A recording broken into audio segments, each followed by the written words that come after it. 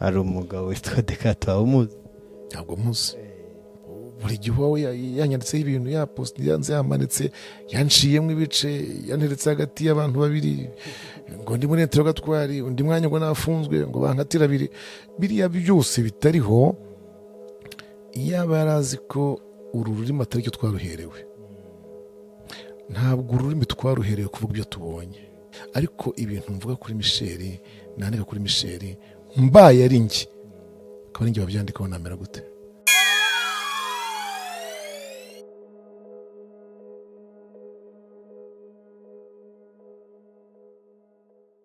tubahaye ikaze mwe muzareba ino video izagira byinshi bafasha izagira aho ibakura turi kumwe n'umuntu mwakunze mukunda kandi afite byinshi yubaka mu mitima y'abanyarwanda tuguhaye ikaze murakoze cyane Imana bamugisha mwatangira mwibwira abazakurikirana ino video nitwa Pastor Michel Zigirinshuti ndi umupastor mu itorero rya Pentecôte ADPR kugira amenye ibigwi bakumenye neza watangiye umurimo w'Imana ryari nakiriye agakiza muri 79 ntangira umurimo muri 83 na 4 mu mpera z'inani na gatatu kugeza uno munsi urumva ko ari igihe kirekire se ntabwo nizihe ngufu zigukomeza kugira ngo ugume mu gakiza ko hari abo batangiye nyuma yawe batakirimo neza mvuze ngo n'imbaraga z'umwuka wera bamwe bakabaza bati ubwo abaguye ntabo bagiraga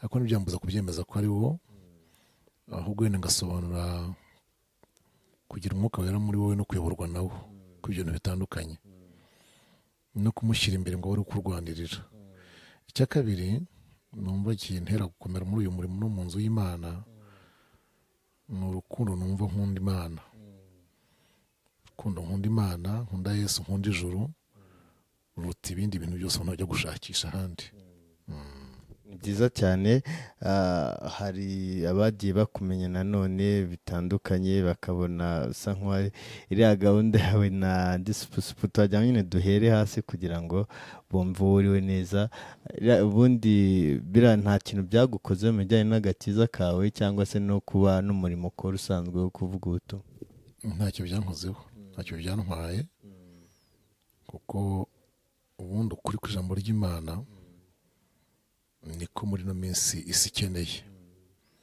cyokora nk'uko Petero yanditse na Paulo yandikiye Timoteyo akavuga ko hari igihe kizagera ukuri ntikwemerwe ntigushakwe kukarya abantu mu matwi niko birivuga ariko mu by'ukuri kuri niko ukwiye kuvugwa gusa nyine usibye n'uriya cyangwa n'ibindi bintu byose biza atari bizima atari byiza na mbere hose umuntu wese udakunda ukuri ntabashaka ko kunavugwa tubisanga mu rwandiko mu butumwa bwiza bwanzwe na Yohana ibice 3 icyo gihe hari mu kiganiro cya Yesu na Nikodemo hari aho Yesu yavuze ngo ukora ibyiza ni uza mu mucyo uvuga iby'ukuri ni uza mu mucyo ariko udakunda ukuri ntagaza mu mucyo nta kintu byantwaye nta n'icyo byatwaye umurimo w'Imana nkomeje kuvuga ubutumwa bwiza sibyo nakomeje kuvuga kuko nabivugiye ahabyo mu gihe cyabyo kandi abo gukira barakize kugira tuse nk'abisozamo neza uvuze kuba atitwara neza hari umupasiteri tujya tubona yitwa Bishop Gafaranga avuga ko yitwa Bishop ese nk'urugaga rw'abapasiteri ntabwo mubona ko arimo kubasubiza hasi cyangwa se apfobya impano iri muri mwe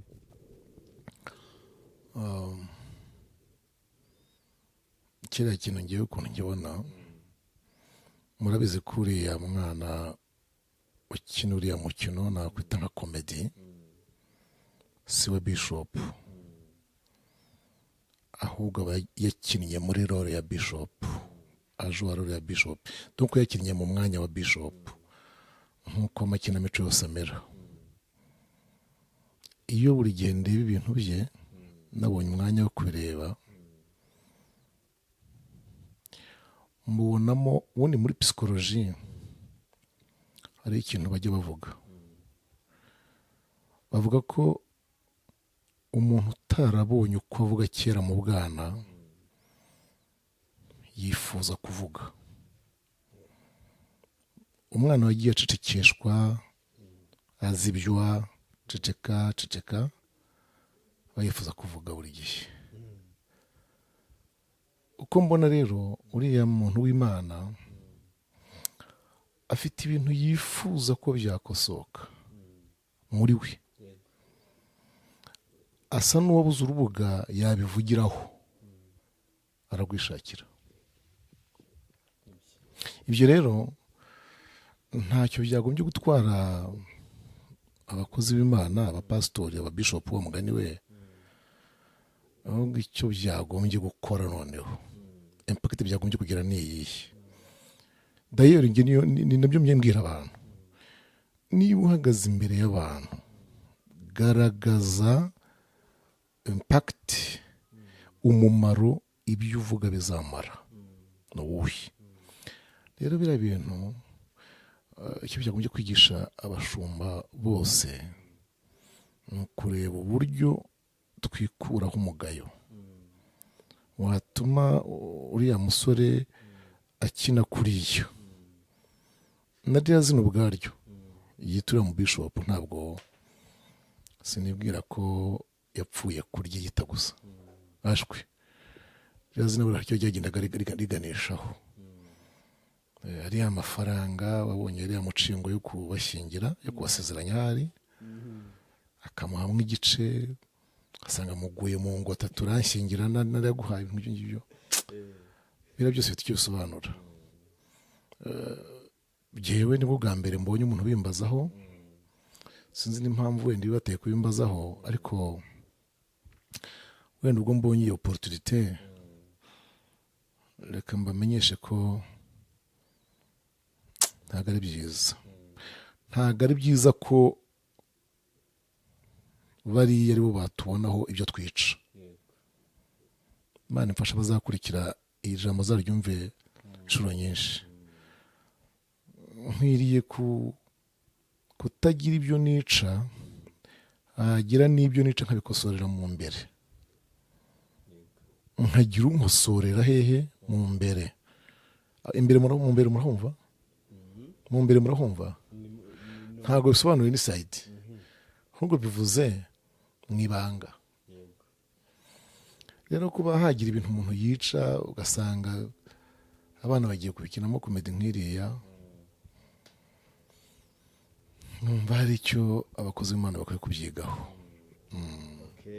Hari ubundi pastor atubwira gukizwa n'iki kugira ngo umuntu azabone ubwami bw'Imana n'ubuhe. Ndabifasha ko hari abantu benshi batubwira ngo twabonye agakiza kubw'ubuntu, twarababariwe, tuzanababarirwa iteka. Ibyo bintu babivugaho iki nkawe umukozi w'Imana? Nk'uko bibajije nyine, ubibajije urebye mu bibazo bitatu uko nkurikiye ikibazo. Ntabwo kuba twarahawe agakiza kubw'ubuntu, cyo ndacyemera 100%, 100%. Agakiza twagahawe ku buntu. Tumaze kugahabwa tubabarirwa ibyaha, kuko ubundi agakiza, iryo jambo agakiza ariyo salvation mu cyongereza cyangwa salut mu gifaransa, ni ugukira urubanza rw'icyaha, aribyo mu Bafaransa muri z'amahanga bita justifié, être justifié, biva ku ijambo justification, gutsindishirizwa. Ni nayo terme en fait ishyitse. Umuntu mbere y'uko akizwa ari mu rubanza, ameze nk'uri mu rubanza. Iryo jambo kuba mu rubanza bisobanura iki? Habanza icyo bita être accusé, kuba uregwa. Nyuma yo kuregwa ukaba uri kondane, warakatiwe.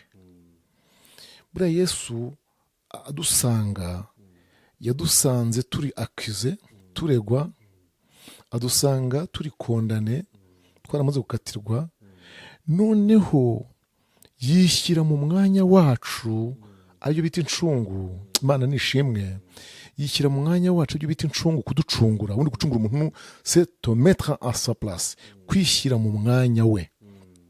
Amaze kwishyira mu mwanya wacu, yemera ibihano byose uko Yesaya bihanuye. Yesaya yishyizeho ibicumuro byacu, igihano cyari kuduhesha amahoro kiba kuri we. Amaze kwishyiraho ibyaha byacu n'urubanza rwacu rwishyizeho, umva n'ikindi yemeye, yemera no kuriha. Haleluya. Biriya bita muri terme juridique amahazabu. Amahazabu rero ni indishyi, ni ukuriha ibintu by'abandi wangije. Si icyo gusa yakoze noneho rero, burya icyanyuma kirangiza ibintu byose byo mu rukiko ni proclamation de l'innocence, ni ugutangaza ko umuntu nagize ate ari umwere. Icyo rero nicyo Kristo yakoze cyo kudutsindishiriza tuba justifiye.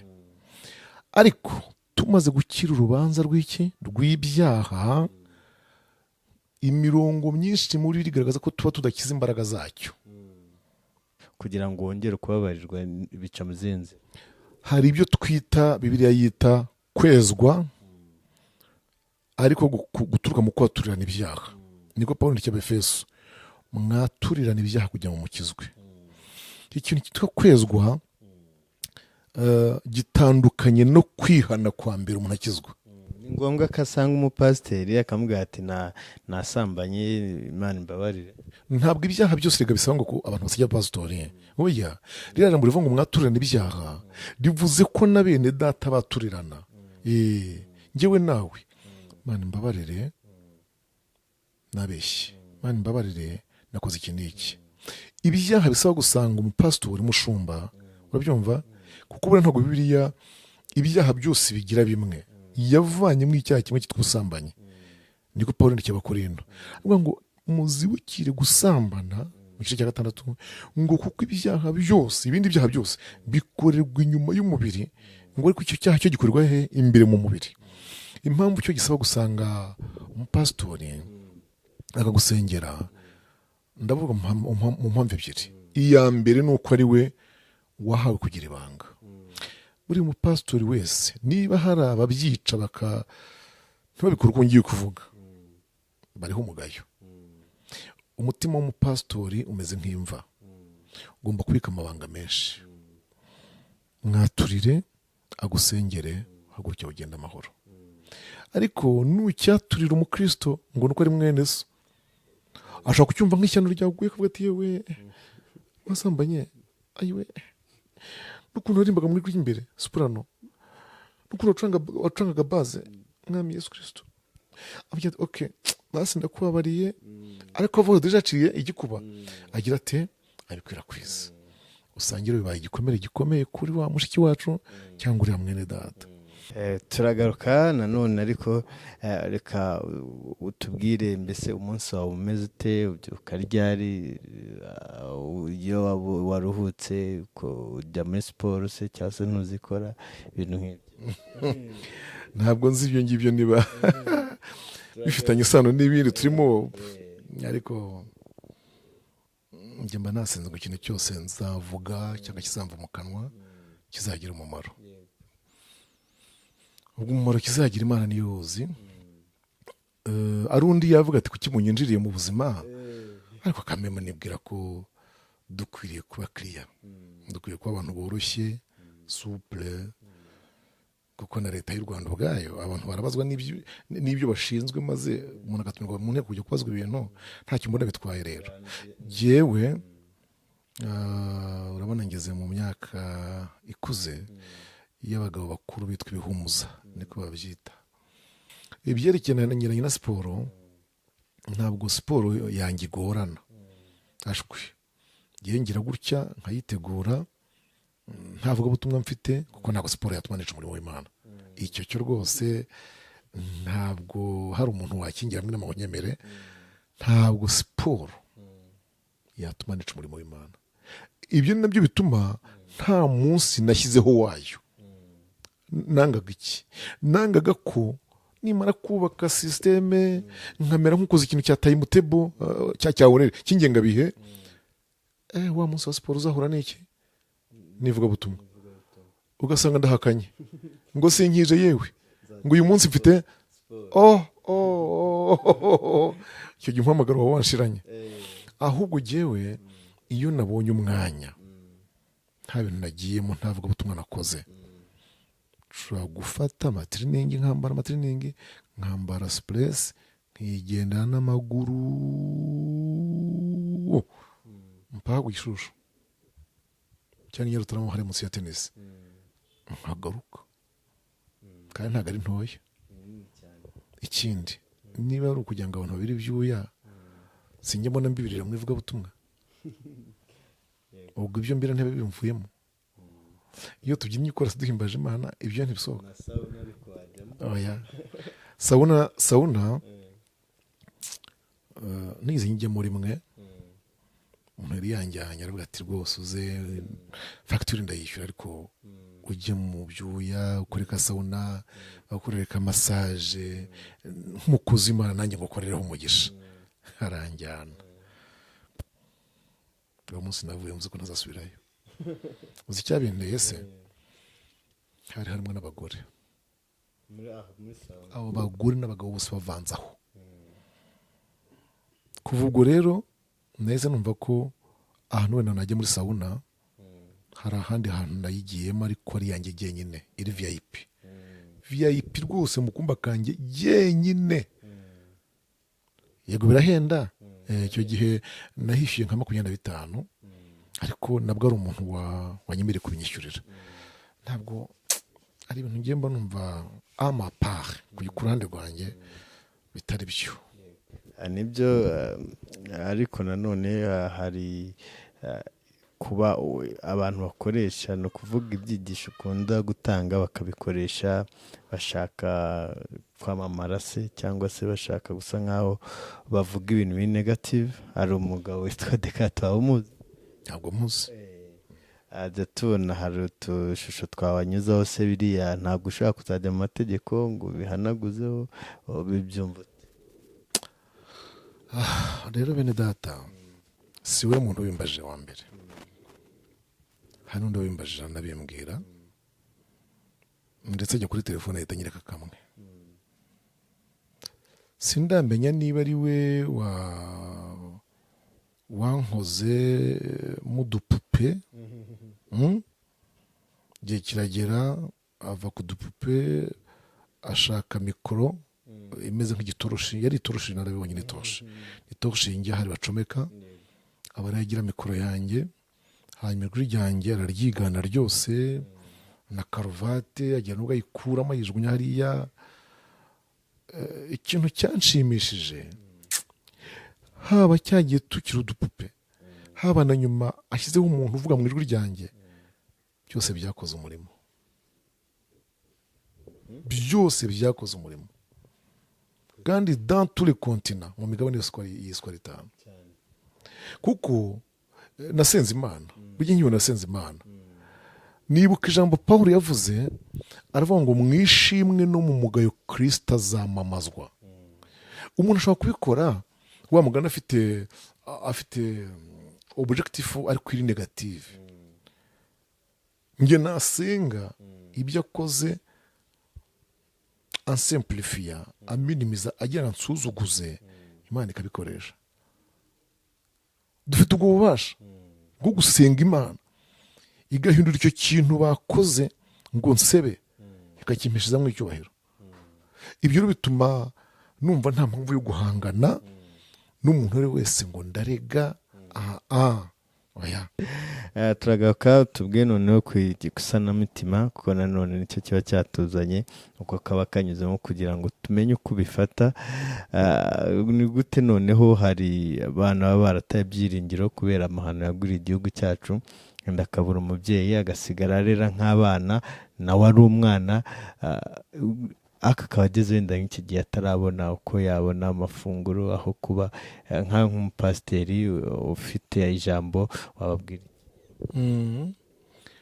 Usibye n'ubu tumaze imyaka 25 isatira kuba n'6 turokotse jenoside yakorewe abatutsi, turebye imfubyi zasigaye iheruheru zisizwe nayo, tukareba abapfakazi, tukareba incike zasigaye ku gasozi zitagira no kwiyambaza.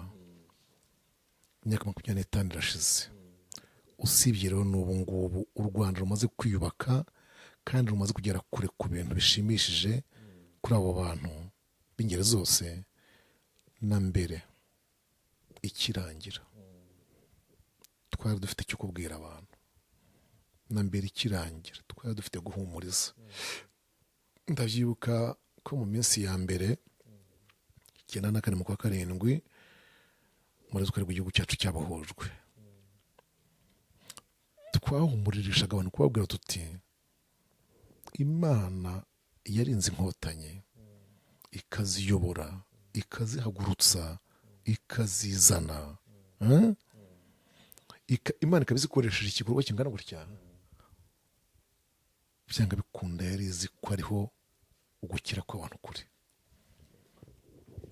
Tugasobanura ko buriya ubutabazi bwose bw'Imana, ndavuga intervention, ibisubizo byose Imana isubiza, nkunda kubwira abantu ko itajya yizira sur le terrain, ntabwo ijya yizira as a God himself, ahubwo iza mu bantu. Ikintu cyose umuntu asengeye, icyo yasezeranijwe gutabarwa, ikoresha abantu. Rero nizere ko baduteze amatwi babyumva nta gushidikanya, nta na critique.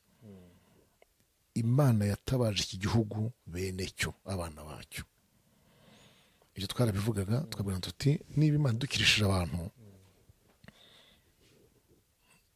iyi Imana idutabaye, wowe usigaye, wowe urokotse nk'akatsi ko mu mazi usagaze utyo, humura ikubeshejeho izi mpamvu ikurokoye, izi mpamvu ikubeshejeho.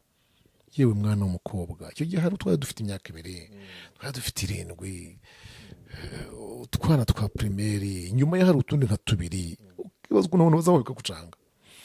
Ariko noneho muri iyi myaka iyi ngiyi tugezemo, ndibuka twibuka jenoside yakorewe Abatutsi muri 2016, ushobora kuba aribwo natanze ikiganiro none kuri radiyo, kandi kiba cyiza, cyabaye cyiza cyane, ngaragaza ko imyaka ishize iyi ngiyi kuyongeraho iyo umuntu yari afite icyo gihe,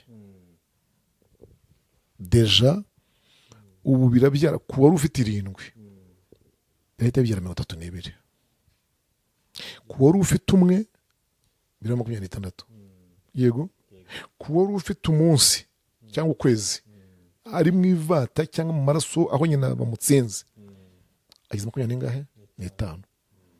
C'est-à-dire que on fait ikintu cya mbere, amahirwe ya mbere abanziriza ndi, umugisha wa mbere ubanziriza indi yose ni ukubaho. Icyama umuntu neza amatwi wese akabyumva.